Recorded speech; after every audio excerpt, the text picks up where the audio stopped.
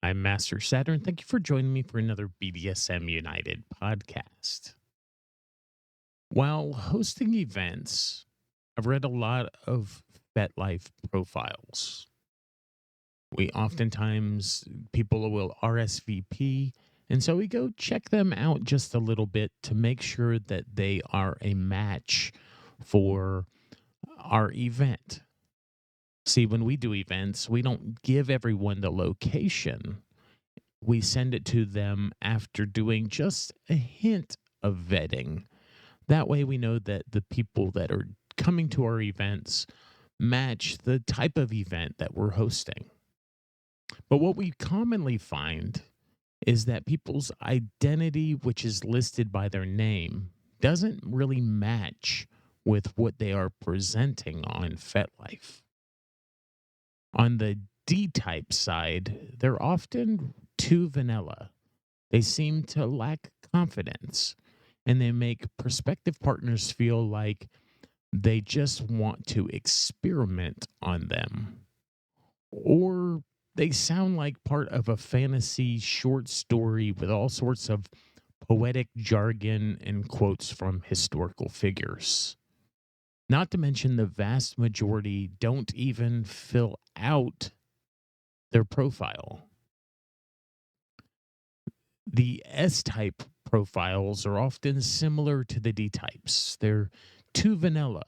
They lack confidence in that identity.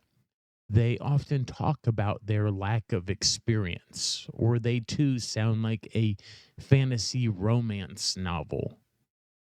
Sometimes you see one of two extremes. Nothing is filled out, or a complete 6 full length paragraphs about their personality type and every emotional thing that they're looking for in a partner that they can't seem to find.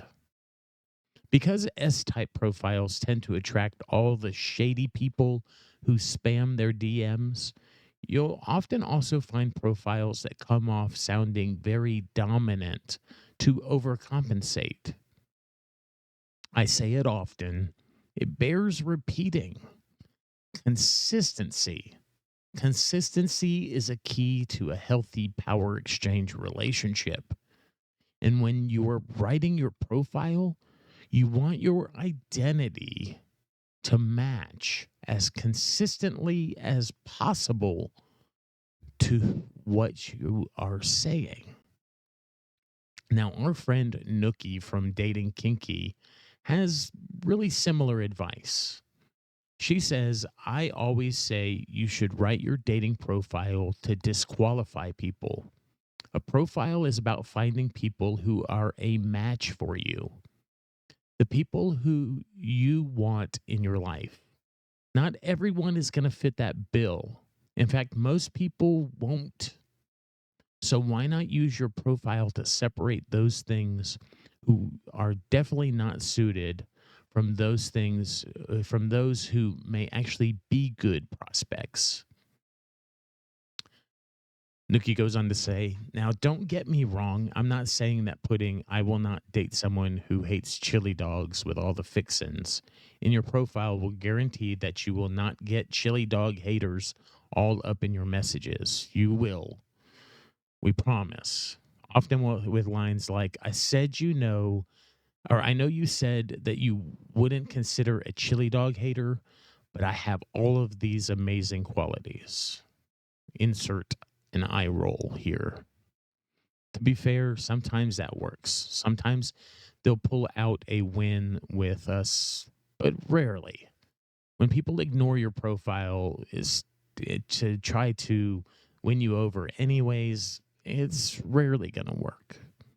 However, what I found is that writing a profile that allows people to disqualify themselves easily on their own does one important thing. It convinces the generic nice people who do read profiles and are considerate enough to respect you as a human being who has a right to decide your own interests to disqualify themselves if they're not a match. This makes it easier for you. Those people aren't going to message you. There's still going to be those desperate, spammy messages where no one read anything. Those are always going to come in. We all get them, but submissives and those who identify as female often get them disproportionately to us males, and those who identify as dominant. You're left with the amazing matches and the really bad matches who don't bother reading your profile or who would write you no matter what. Now, see, that's great advice from Nookie. How hopefully you'll apply it. Now, we want to kind of end this short podcast with myself as a leading example. I identify as a dominant type.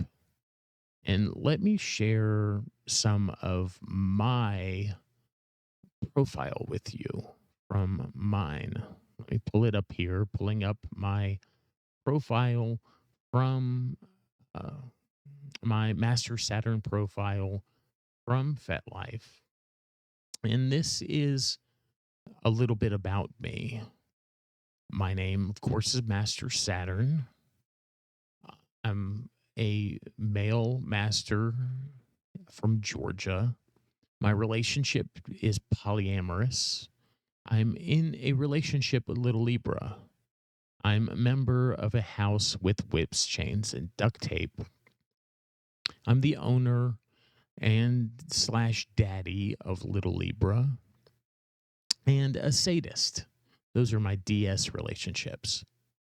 My roles are master slash sadist. My pronouns are he, him. I live it 24/7. And really, I'm only on FetLife looking for friendship. I'm not looking for any other relationships, which you'll see in my about. In my about, it says right off the bat, this is my personal account. I do not accept friend requests nor follows here unless my partner, Little Libra, and I have met you in real life. I'm not very active on my personal account, but I keep it here in case we decide to host or to RSVP to any future events. However, we accept all requests on our podcast page, BDSM United, which updates daily, sometimes not as daily, with new content. My name reflects a greater focus on self mastery and spiritual BDSM. The honorific master is one that I'm growing into. Saturn comes from both the planetary energy and the deity of the same name. Saturn is the patron of BDSM. He's a god of black leather bondage and sadistic pain. Our MS relationship is a cooperative power dynamic as outlined in the book Building the Team by Raven Caldera and Joshua Tenpenny. Then I provide a link to that book. And then we kind of, after that little bit of introduction, and I make that introduction because we do have such a more high profile identity with whips, chains, and duct tape. And I just want to help people see that unless we've met you in real life on our personal accounts, we're not going to add you.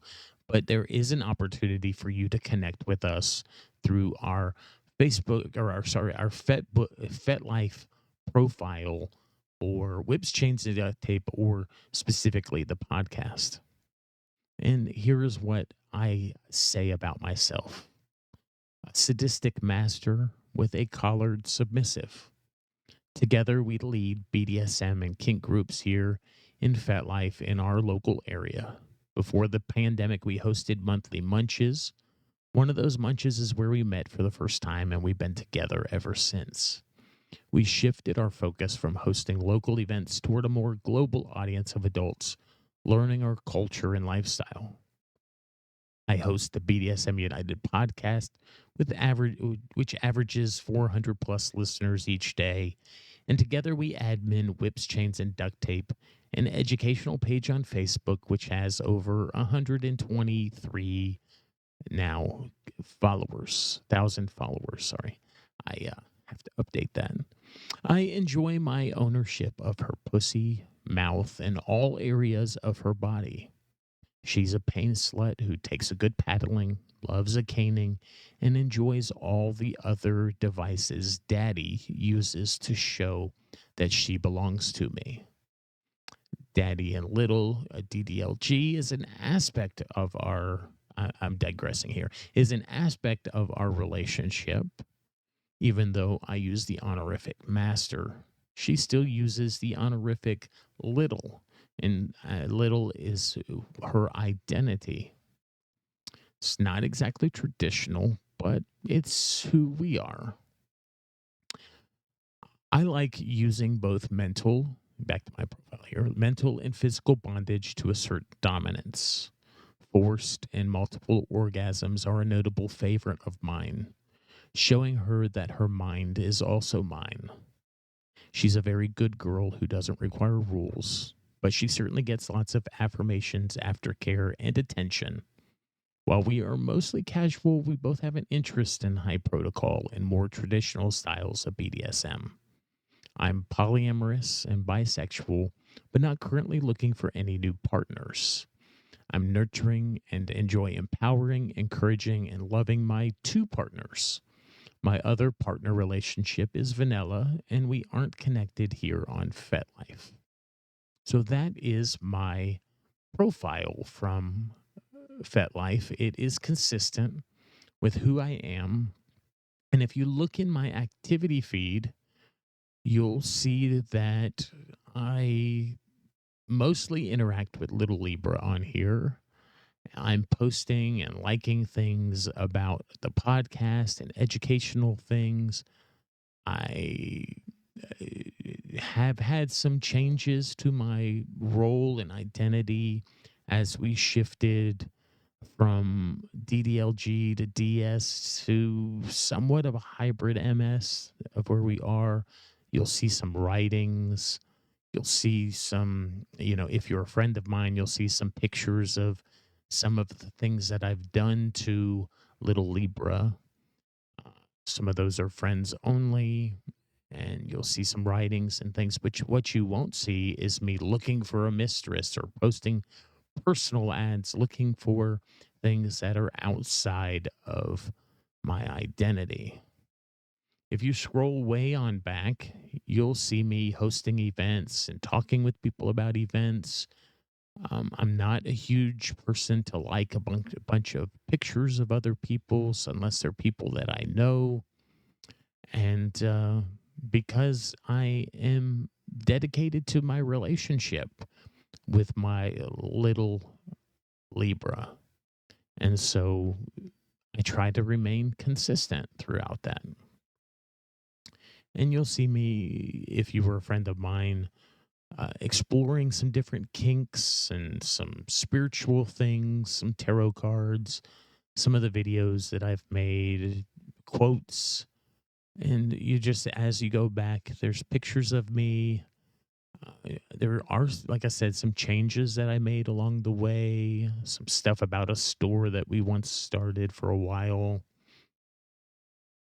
and about some of the groups that we lead. You'll see posts in those groups. So if you were vetting me, I would be consistent. And most of the things that I do is like the pictures and the things that Little Libra and I post back and forth together, and and things that are more educationally based. You won't find me joining a bunch of groups about gangbangs and things because those are outside of the kinks that both me and Little Libra enjoy together. And so I'm not going to be focusing a lot of my attention outside of the things that uh, I say interest me. I'm going to be very focused and consistent. I'm Master Saturn. Thank you for joining me for this BDSM United podcast where I shared more about having a consistent FetLife profile. If you're not having success on FetLife, usually it's your own fault. I'm just saying that you can blame other people a lot, and there are people who aren't going to read your profile. But if you're looking and acting and being very inconsistent, it's going to show. So be consistent with who you say you are and who you identify as. And if you're not being authentic, then, today's a good day to make a change toward authenticity. You can find our naughty, not safe for work website, mastersaturn.com, where we are completely uncensored and I say and do and post whatever I want to because I am hosted by an adult hosting service and they will not censor me. And you can find all of our BDSM resources, our educational resources at bdsmunited.com. It was a joy speaking with you today, and I'll talk with you again soon.